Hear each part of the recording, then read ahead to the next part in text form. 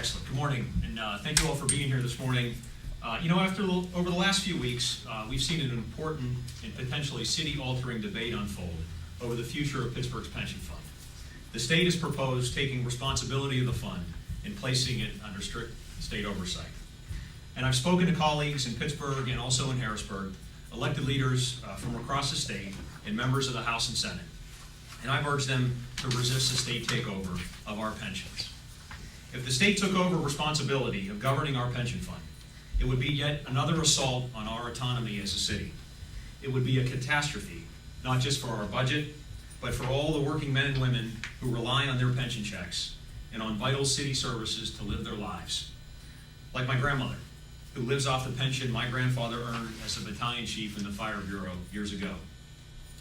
Thanks to the work done by our state legislators and some of Pittsburgh's strongest unions, the legislature looks like it's ready to pass the bill with a temporary exemption for Pittsburgh. Under legislation now before the State House, Pittsburgh will have 2 years to bring the pension fund to the critical 50% level of solvency, or face the state takeover if we fail. Now make no mistake, this new round of legislation won't solve our problem. It only gives us 2 more years to solve a problem we have not solved, and in fact, have barely even addressed. 5 years ago, the pension fund was 44% funded. Today, it's only 29% funded. This problem has been getting worse and worse, and for 3 years before this moment of crisis, we've heard almost nothing from Mr. Ravenstahl about how he's going to fix it. 2 years ago, when he was first running for re-election, Mr. Ravenstahl repeatedly claimed that we needed the state's help to take over this, solve this pension problem.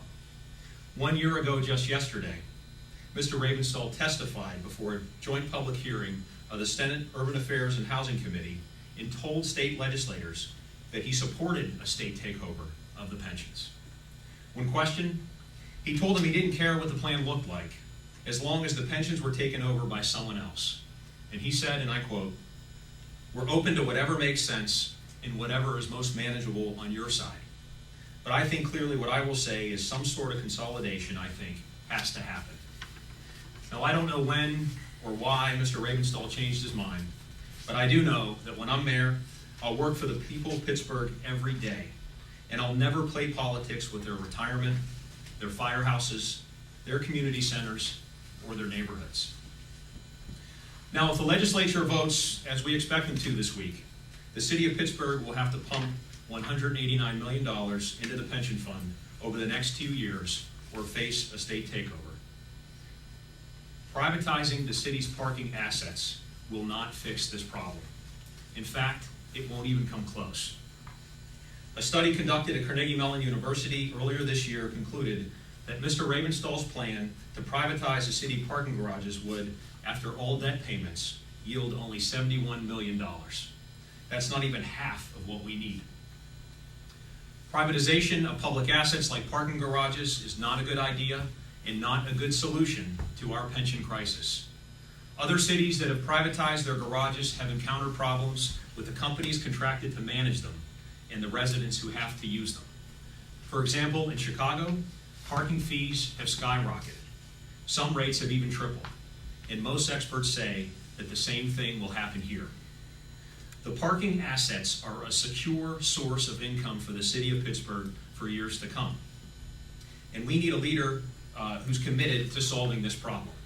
We can't trade in long-term stability for short-term gain, especially a short-term gain that will pay for less than half of what we need to bring the pension fund back to solvency. We need bold, new thinking and clear-headed financial planning to solve this problem. That's why I'm running for mayor, and that's why I'm proposing today my plan to make the Pittsburgh Pension Fund 50% solvent in 2 years. The solution starts with the Urban Redevelopment Authority, an integral tool in the economic development of our city, but one that over time has grown so large that it's crowding out potentially beneficial investments from private developers. I propose today that we redefine the size and scope of the URA, refocus it toward neighborhood development and investments in the community, and divest a portion of those assets to be placed immediately into the city's pension fund. The URA, as of December 31st, has at least $417 million in total assets. About $225 million of those assets are liquid in cash and investments. Let me put that in perspective for you. The city of Pittsburgh's entire operating budget for 2008 was about $424 million, nearly identical to what the URA is worth. Now, I've always thought of the Twin Cities as Minneapolis and St. Paul, but here we have Pittsburgh and the URA. The URA has played an important role in the redevelopment of the city of Pittsburgh, a job that should never be overlooked. But Mr. Ravenstall and I disagree on where the development of the future of this city should take place. Mr. Ravenstall has consistently sided with big corporate developers, and I say it's time we go back to the neighborhoods, back to places like Herrick in Sheridan, Beachview in Brookline, Homewood in the Hill, the North Side, and the South Hills. The reshaping of the URA is only a small part of my economic development plan, and in the coming weeks, I'll unveil that plan in its entirety. But today, we're going to focus on saving the pension fund.